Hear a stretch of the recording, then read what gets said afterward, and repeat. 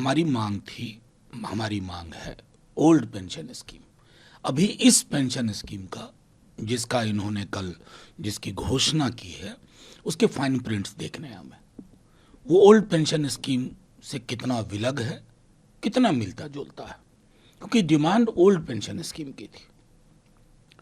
दूसरी कुछ चीज सवाल जो परेशान कर रही है लेंथ ऑफ सर्विस को लेकर के, उसमें क्या है कि SC ST OBC में एज रिलैक्सेशन की वजह से लेंथ ऑफ सर्विस अक्सर कम हो जाती है।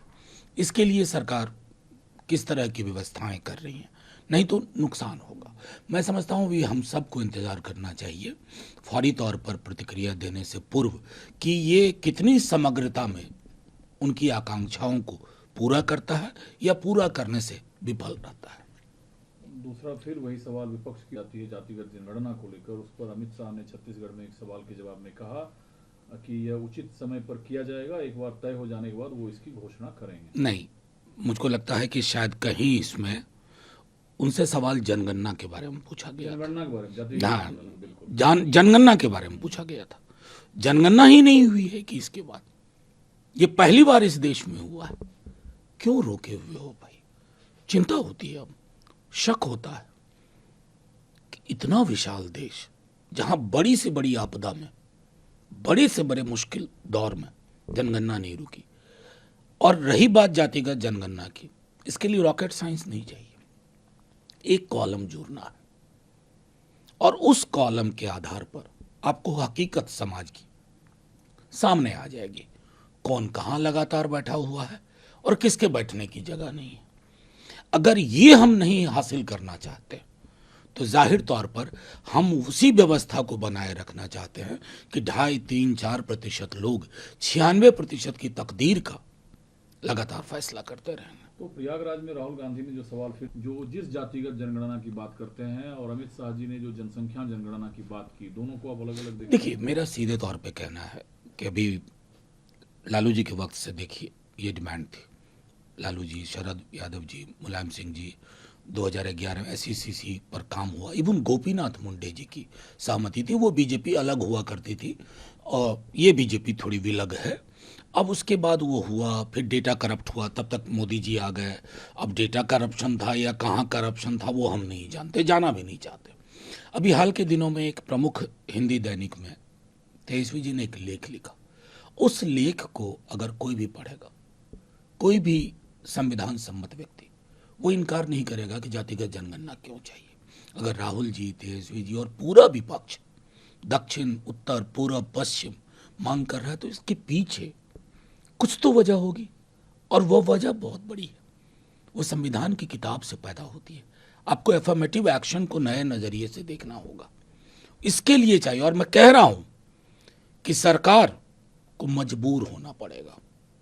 मैंने सदन में भी एक दिन कहा था कि आप ही के हाथ से कहीं संभव ना हो कि 1 साल के अंदर आपको घोषणा करनी पड़ी, क्योंकि कोई आइडिया जब उस अराइव कर जाता है ना, मैच्योर हो जाता है, उस आइडिया को आप लंबे समय तक दरकिनार नहीं कर सकते।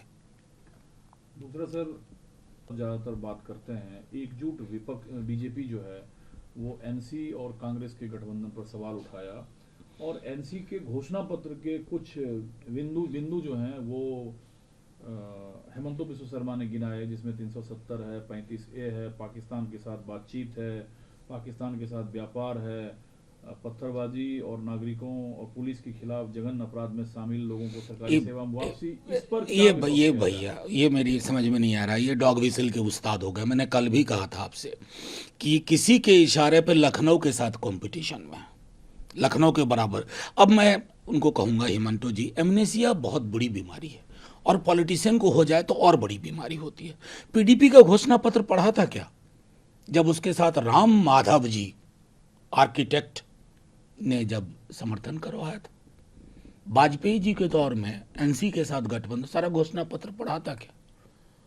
और हिमंतो जी, देश के पहले प्रधानमंत्री मोदी जी थे जो बिना GPS और बिना पूर्व निर्धारित कार्यक्रम के लाहौर चले गए थे, इस्लामाबाद चले गए थे।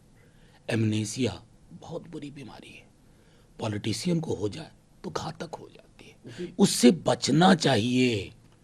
उसी PDP के घोषणा पत्र में इस बार भी 370 पाकिस्तान से कूटनीतिक पहल की का वायदा वो किया तो गया। पहले भी था, पाकिस्तान के साथ बातचीत का पहले भी था, जब बड़ा राष्ट्रवादी गठबंधन हुआ था बीजेपी के साथ। इसलिए मैं दोहरा रहा हूं, महत्वपूर्ण पदों पे बैठे लोगों को इस तरह की हरकत नहीं करनी चाहिए। असंभव नहीं है, आपको कब किनका हाथ पकड़ने की जरूरत पड़ जाए, मत करिएगा ये। तो आप भाजपा के इस आरोप को खारिज करते हैं जिसमें विरोधी कांग्रेस को पूरा बीजेपी जो है बता ये रही भाई है। राष्ट्र का ठेका आपने लिया है क्या? देश और देश की सरकार अलग चीज हुआ करती है, कॉन्फ्लेट मत करिए। मैं अगर देश से मोहब्बत करता हूं ना, तो देश की जो सरकार है उसके इरादों और इशारों को नापाक इरादों और इशारों को बेनकाब करूंगा। मैं देश से मोहब्बत करता हूं इसलिए। विधानसभा में जो तेजस्वी यादव ने और यही आरोप आरजेडी पर भी लगाती रही आज की मौजूदा सत्तासीन पार्टी, और आज की सत्ता पर तेजस्वी यादव का आरोप, बिहार को निकालेगा कौन? नहीं, बिहार को निकालेंगे हम लोग। तेजस्वी जी हवा में नहीं बातें करते हैं। पिछली बार कहा ना नौकरी की बात, 17 साल में पहली बार नौकरी बिहार के एजेंडे पे आई। आप बीजेपी के लोगों से पूछो, बीजेपी के यूपी के लोगों से पूछो जिनके बच्चों को नौकरियां मिली, वो क्या सोचते हैं।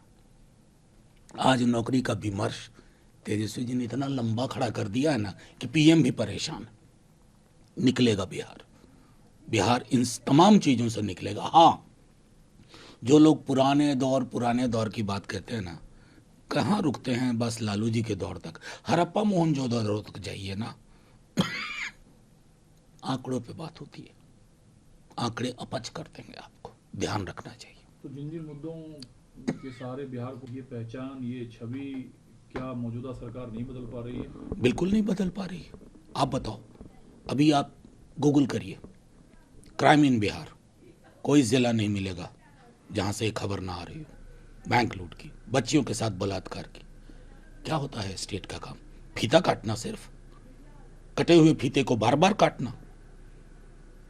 पुल ढह रहे हैं, एक पैटर्न हो गया पुल के ढहने का।